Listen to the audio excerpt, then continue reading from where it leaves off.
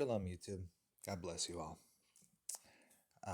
Let us remember that Christ is the Son of God, that Christ gave the law to Moses face to face on Mount Horeb, which is also known as Mount Sinai, which currently exists as Jabal Machla in Saudi Arabia, the burnt mountain. And this is a very, very interesting Bible chapter. It is Armageddon in the Old Testament. This book was written about 500 years before Christ in the early Second Temple by the prophet Zechariah. Let's get into it. Behold, the day of the Lord comes, and your spoil shall be divided in the midst of you. For I will gather all nations against Jerusalem to battle, and the city shall be taken, and the houses rifled, and the women raped, and half the city shall go forth into captivity, and the residue of the people shall not be cut off from the city. Then shall Yahweh go forth and fight against those nations as when he fought in the day of battle. So you can see this in the Torah, and you can see this also in Joshua.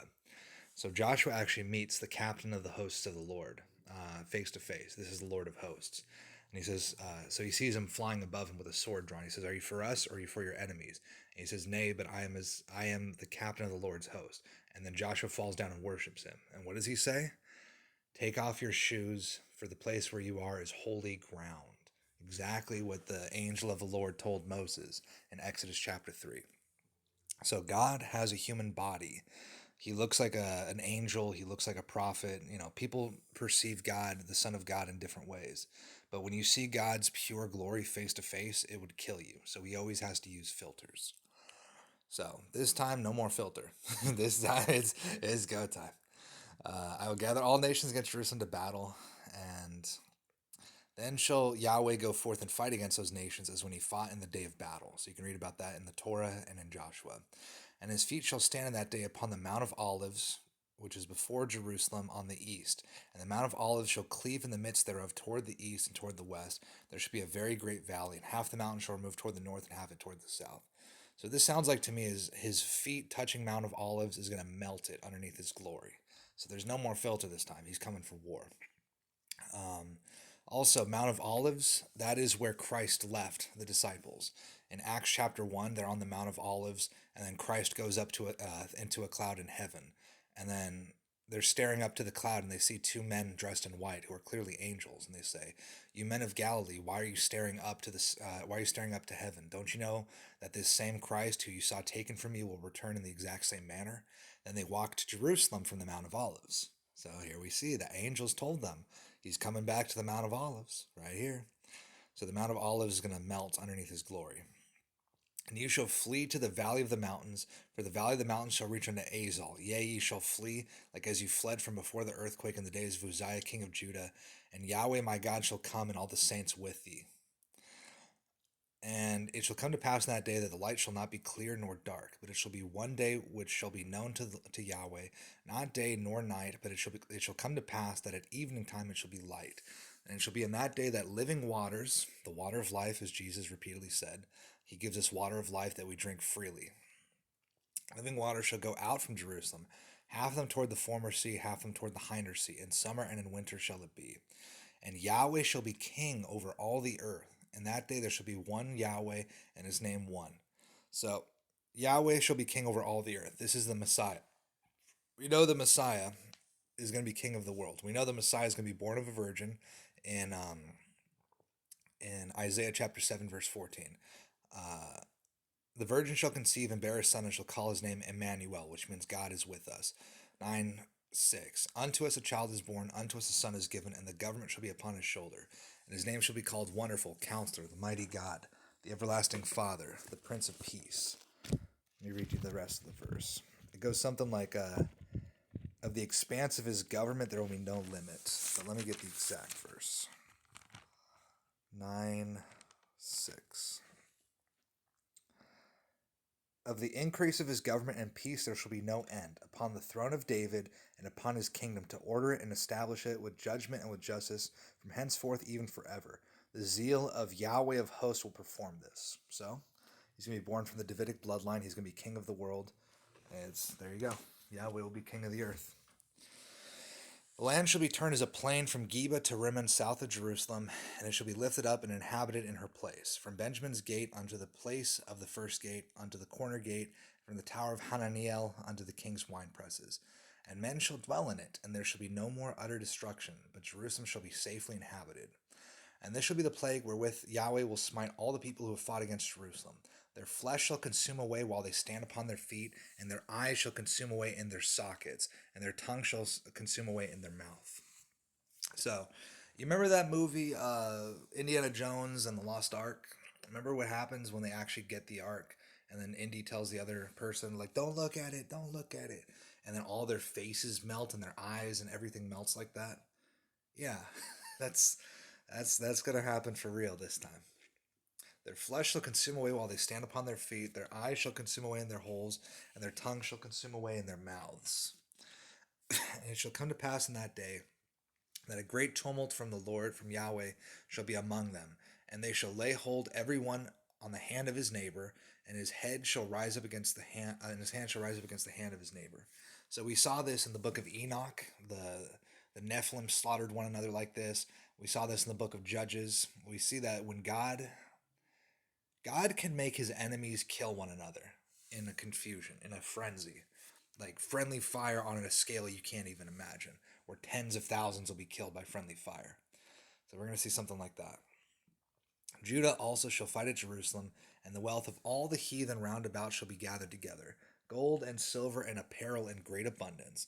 And so shall be the plague of the horse, of the mule, of the camel, of the donkey, and of all the beasts that shall be in these tents as this plague. And it shall come to pass that every one that is left of all the nations, all the heathens, all the goyim. So when you see nations in the Bible, it doesn't mean like non-Jewish nations. It literally means goyim, which is like heathen nations, enemies of Israel.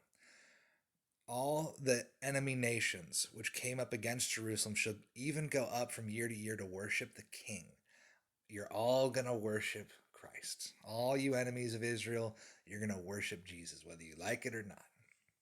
They shall all go up year to year to worship the King, Yahweh of hosts, and to keep the Feast of Tabernacles. And it shall be that whoso will not come up of all the families of the earth unto Jerusalem to worship the King, the Yahweh of hosts, even upon them there shall be no rain. And if the family of Egypt go not up and come not, they that have no rain, there shall be the plague, wherewith Yahweh will smite the heathen that come not up to keep the Feast of Tabernacles. There shall be the punishment of Egypt, and the punishment of all nations that come not up to keep the Feast of Tabernacles. And that day shall there be upon the bells of the horses holiness unto the Lord, and the pots in the Lord's house and Yahweh's house shall be like the bowls upon before the altar. Okay, let me read this again. And that day there shall be upon the bells of the horses holiness unto the Lord. So this is something you would see in Solomon's temple and in the tabernacle. And the pots in Yahweh's house, which is Solomon's temple, shall be like the bowls before the altar. So we're seeing that we're going to return to the sacrificial system in the Torah and in the Old Testament. Yea, every pot in Jerusalem and in Judah shall be holiness unto Yahweh of hosts, and all they that sacrifice shall come and take of them and seethe therein. So we're going to be offering burnt sacrifices in these pots.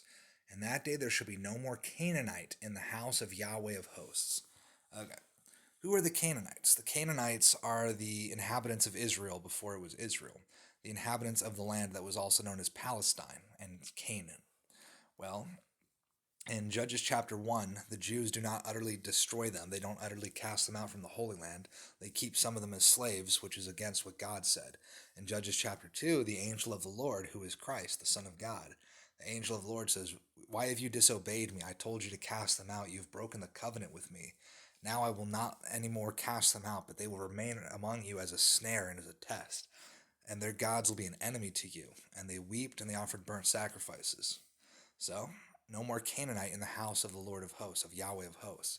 The last of the Canaanites is the Philistines. The Arabic word for Palestine is Filistin. Goliath was a Philistine. David was a Jew. David killed Goliath because Goliath was challenging Israel. There are currently Philistine, in the Holy Land, in the house of the Lord of hosts. The Dome of the Rock, Al-Aqsa, that is Solomon's temple. That is the house that will be inhabited by Christ. There shall be no more Canaanite in the house of Yahweh of hosts. There will be no more Philistine in the house of God. There will be no more Palestinian in the house of Solomon, in Solomon's temple, the house of God. This this tells us a lot, actually, especially because this verse is 500 years before Christ. Islam did not exist 500 years before Christ. There were no Philistines in Solomon's temple at this time. This Bible verse is incredible evidence for the inerrancy of the Bible, that they would be able to predict that the last of the Canaanites, the Philistines, because all the other ones were driven out, the Amorites, the Jebusites, the Hivites, I forgot all the exact names, but all the other Canaanites were dispersed. The only ones that remained were the Philistines, Filistin, Palestine, in the house of the Lord of hosts, in Solomon's temple, in Jerusalem, the holiest site in Israel, the holiest site in Judaism and Christianity, is currently inhabited by Philistines, Canaanites. 500 years before Christ, over 1,000 years before Islam.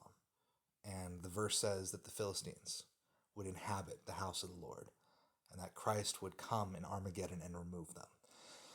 So don't try to cast them out, Israel.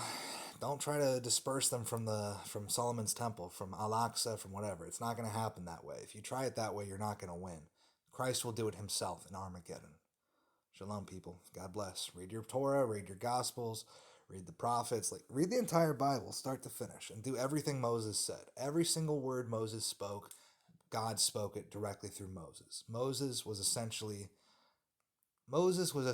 a prototype for what Christ was, because Moses was not perfect. Moses was not the Son of God, but Moses pretty much did everything else that God expected. But one sin costed him access to the Holy Land. God told Moses, speak to the rock. You struck it once. This time you speak to the rock on Mount Horeb. But the Jews were annoying him. Oh, we're thirsty. We're hungry. We don't like manna. We want more. We want to eat something else. So Moses, after 40 years of that, he lost his temper. He struck the rock. He disobeyed a direct order from God. Face to face, God commanded him this. No promised land for Moses. Obey God. Everything Moses wrote, we better keep it.